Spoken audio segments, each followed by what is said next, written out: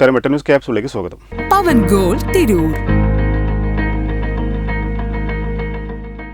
തിരൂരിൽ കത്തി അമരമായിരുന്ന തൃക്കണ്ടിയൂരിലെ വേട്ടയ്ക്കൊരുമകൻ ക്ഷേത്രത്തെ കാത്തുരക്ഷിച്ച ബൈക്ക് യാത്രക്കാരായ 3 യുവാക്കൾ വീണ്ടും ക്ഷേത്രത്തിന് മുമ്പിലെത്തി.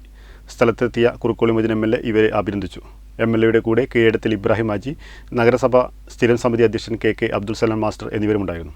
Mayuri furniture, electronics, home appliances, Thazhepalam, Tirur. തിരൂരിലെ തൃക്കണ്ടിയൂരിലെ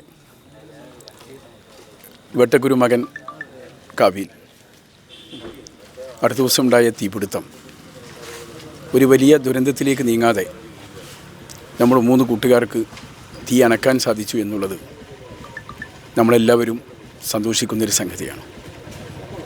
സന്ദർഭോചിതമായിട്ടുള്ള ഇടപെടൽ നമ്മുടെ 3 ചെറുപ്പക്കാർ നടത്തി മാതൃകയായി. ക്ഷേത്രത്തിനുണ്ടായിട്ടുള്ള നാശനഷ്ടങ്ങൾ പെട്ടെന്ന് നികത്തേണ്ടതുണ്ട്.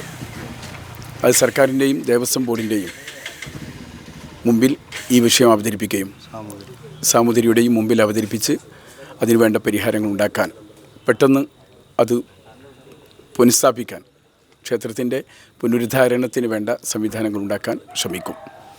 ഈ കുട്ടികൾ നടത്തിയ ഈ മാതൃകാപരമായ ഈ പ്രവർത്തനവും ഇടപെടലും ഈ നാടിലെ എല്ലാവർക്കും വേണ്ടി ഞാൻ ഈ സന്ദർഭത്തിൽ അവരെ അഭിനന്ദിക്കുക കൂടി ചെയ്യുകയാണ്.